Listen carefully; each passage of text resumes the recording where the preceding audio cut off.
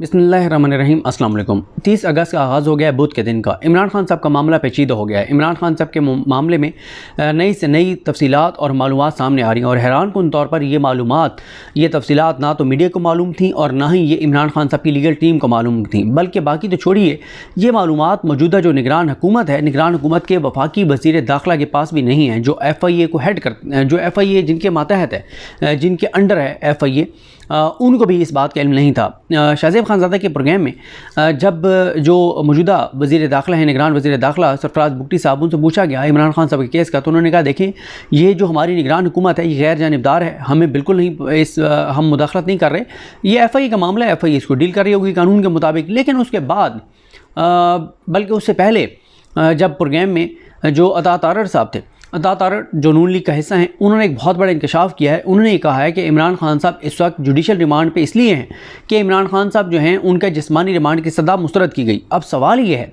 और साकिब बशीर साहब ने भी यही ट्वीट किया हुआ है कि जब मीडिया को अंदर जाने की इजाज़त नहीं थी, इमरान खान की लीगल टीम को पता नहीं था, तो जो अबुल हसनात सिकंदर जुल्फ़िकार साहब हैं, वो कैसे उनकी अदालत की चीज़ें जो हैं वो निगरान वज़ीर दाखिला को भी नहीं पता, लेकिन पता है तो वो अता तारड़ साहब को हैं, जो हर दूसरे दिन इमरान खान साहब के ख़िलाफ़ प्रेस कॉन्फ्रेंस करते हैं। वैसे एक चीज़ अच्छी है, ऐसा लग रहा था कि नून लीग वाले पता नहीं बेचारे कहाँ दुनिया से चले गए, कहाँ चले गए बेचारे, कोई अता पता नहीं है। लेकिन जैसे ही इमरान खान की सज़ा मुअत्तल हुई, उसके बाद शहबाज शरीफ का भी बयान आ गया, मरियम औरंगज़ेब साहब का भी बयान आ गया, अता तारड़ भी प्रेस कॉन्फ्रेंस करने के लिए आ गए, फिरदौसा शिकमान साहिबा भी आ गई। ये चारों लोग महंगाई के ऊपर चुप हैं, बिलों के ऊपर चुप हैं, तबाही और बर्बादी के ऊपर चुप हैं। वो बिलों का मामला है जिसने आवाम को खुदकुशियों तक मजबूर कर दिया है। कल भी एक वीडियो आई जहाँ पे दरिया सतलुज में जो है वो एक शख्स जो है वो उसने खुदकुशी की है, कूद कर, छलांग मारकर, और वो उसने खुदकुशी की है कि वो बच्चों का पेट नहीं पाल सकता था। खुदकुशियों की खबरें हर तरफ से आ रही हैं, लेकिन ना तो फिरदौसा शिकमान साहब को बिजली के बिल याद है, ना तारड़ साहब को बिजली के बिल में लोगों की तकलीफ़ नज़र आई, ना शहबाज शरीफ को कोई दुख दर्द तकलीफ़ हुई, ना मरियम औरंगज़ेब साहबा वो जो भड़कें मारती थी, जो ऊंची ऊंची आवाज़ में आके और प्रेस कॉन्फ्रेंसें करती थी, इशारे अजीब अजीब करती थी, उनको भी आवाम के दुख दर्द तो याद नहीं आए। लेकिन जैसे इमरान खान की सज़ा मुअत्तल हुई तो पता चला कि सब लोग दुनिया में हैं, अभी ये दुनिया से नहीं गए, तो वो तो इनको याद आ गया।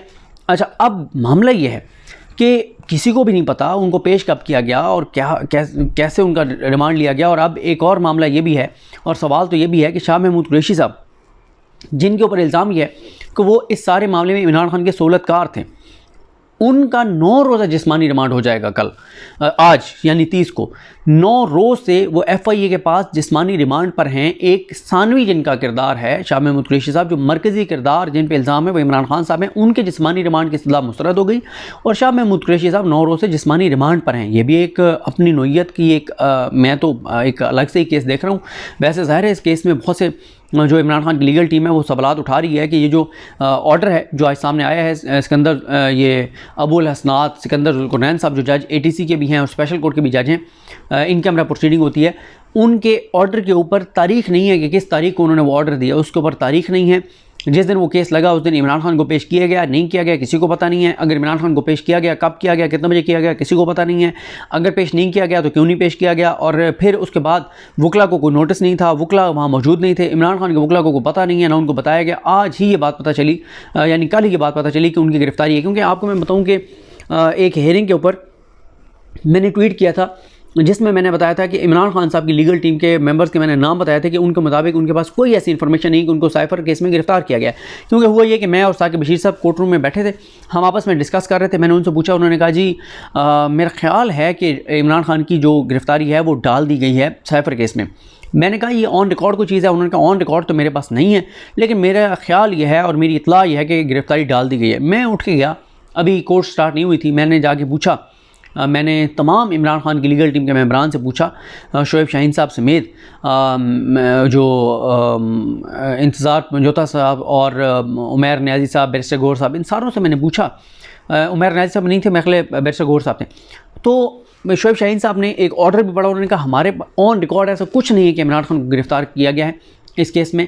लेकिन अब ये बात बता रहे हैं, कौन बता रहे हैं? अता तारड़ साहब बता रहे हैं कि उनका जिस्मानी रिमांड की सज़ा मुस्तरद हुई, उसका ऑर्डर कहाँ है?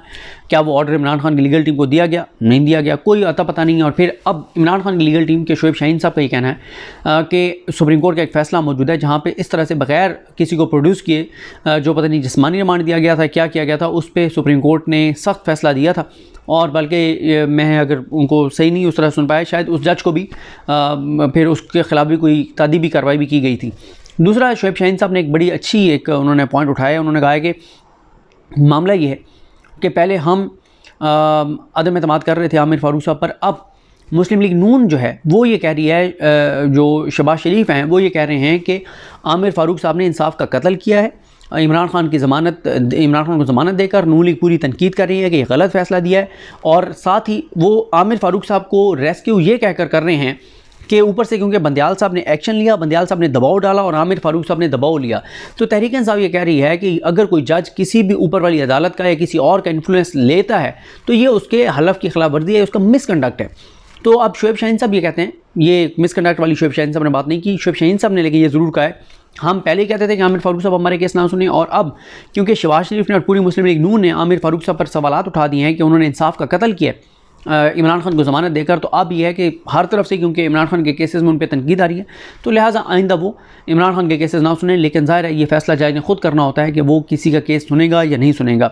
अब इसमें यह है कि अब पहले तो ये जो गिरफ़्तारी है इसको भी चैलेंज किया जाएगा, और फिर अब वो क्योंकि जुडिशल हो चुके हैं तो कल उनकी ज़मानत, यानी दो तरह से ये अब जो है वो मामला आगे बढ़ेगा। एक, इमरान खान के वकील एक तो इसको चैलेंज करेंगे कि ये गिरफ़्तारी कैसे डाली गई, गिरफ़्तार हो नहीं सकते थे।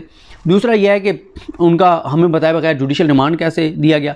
तीसरा यह है कि चलें जैसे तैसे भी गिरफ़्तारी भी डाल दी, रिमांड भी दे दिया, और अब रिमांड जो है वो पूरा भी हो चुका है 14 दिन का, मैक्सिमम 14 दिन का रिमांड होता है मेरा ख्याल है। इसमें 14 दिन का अगर होता है तो 16 को अगर डाला गया है, गिरफ़्तारी डाली गई है, तो 30 तक तो वैसे जिस्मानी रिमांड पर है, इसके जुडिशल रिमांड पर है। तो अगर जिस्मानी रिमांड पे भी होते तब भी 14 दिन, ये तो जुडिशल रिमांड है, तो ऑलरेडी लिखा हुआ है कि ये जुडिशल रिमांड है, तो अब उनकी ज़मानत भी अप्लाई हो सकती है। क्योंकि मैं दोबारा आपको बता दूं कि अगर 14 दिन का मैक्सिमम होता है जिस्मानी रिमांड, अगर 14 दिन के जिस्मानी रिमांड पर भी वो होते तब भी 30 को वो जिस्मानी रिमांड ख़त्म हो जाता और जुडिशल हो जाते। अब तो वैसे वो जुडिशल हैं, तो जब वो जुडिशल हैं तो उनकी बेल अप्लाई हो सकती है, कल वो बेल भी अप्लाई कर सकते हैं। और साथ वो इस्लामाबाद हाई कोर्ट में ऑलरेडी वो रुजू कर चुके हैं कि जितने भी केसेस में इमरान खान की गिरफ़्तारी डाली गई है उन सारों में इमरान खान की जो गिरफ़्तारी है वो उसको ख़त्म किया जाए, और वो जो 5 अगस्त की पोजीशन है उस पर बहाल किया जाए ताकि इमरान खान जाएँ और अदालतों में पेश हों। अब मामला ये है कि इस केस में भी अब ज़मानत इमरान खान की हफ़्ते में 10 दिन में फ़ैसला करना पड़ेगा ट्रायल कोर्ट को, और फिर मामला आ जाएगा इस्लामाबाद हाई कोर्ट में। और इस्लामाबाद हाई कोर्ट में ऑलरेडी ये मामला उन्होंने उठाया हुआ है कि जितने भी केसेस में ज़मानतें खारिज हुई हैं वो सारी ज़मानतें इमरान खान की वो खारिज होने के फ़ैसले का लदम किया जाए। अब इमरान खान साहब के वकला को लाहौर हाई कोर्ट में भी उनको पटिशन करनी पड़ेगी ताकि लाहौर के जितने केसेस हैं उनमें एक ही ऑर्डर उनको मिल जाए कि किसी में उनको गिरफ़्तार ना किया जाए। एक इस्लामाबाद हाई कोर्ट में करना पड़ेगा, और या फिर यह कि सुप्रीम कोर्ट को ऐसा ऑर्डर दे दे। ये 3 फोरम्स हैं। लेकिन जिस तरह मैंने आपको पिछली वीडियो में बताया था कि अब गो के पोजीशन बड़ी चेंज होती जा रही है। एक चीज़ और भी है कि कल क्योंकि अदालत अटक में ही लगेगी, अटक जेल में ही लगेगी, इसको भी तहरीक इंसाफ ने कहा है कि वो चैलेंज करेंगे, लेकिन ज़ाहिर है कल तो समाअत हो जाएगी तो फिर चैलेंज उन्होंने क्या करना है। इसका मतलब है कि आइंदा भी जब समाअत होगी तो जज जो हैं अबू अल हसनात सिकंदर जुल्कुरनैन साहब जो हैं वो जाया करेंगे अडियाला उधर अटक जेल। अब अगर उसके बाद इमरान खान अगर लाहौर के केसेस में चले जाते हैं, कोट लखपत चले जाते हैं, तो फिर क्या होगा? क्या फिर अबू अल हसनात साहब वहाँ पे जाया करेंगे? ये एक बड़ा सवाल है, और ये मामला हाई कोर्ट में आएगा। इस्लामाबाद हाई कोर्ट में ये सारे मामलात आएंगे, उधर से लाहौर हाई कोर्ट में जाएंगे, सुप्रीम कोर्ट में जाएंगे, या अगर हाई कोर्ट की लेवल पे डिसाइड होना है तो एक ऑर्डर लेना पड़ेगा इस्लामाबाद हाई कोर्ट से। इस्लामाबाद हाई कोर्ट ये फैसला देगी कि इमरान खान जिन जिन अदालतों में पेश नहीं हो सके और उनकी ज़मानतें खारिज की गई हैं वो सारे फैसले हम कलदम करते हैं।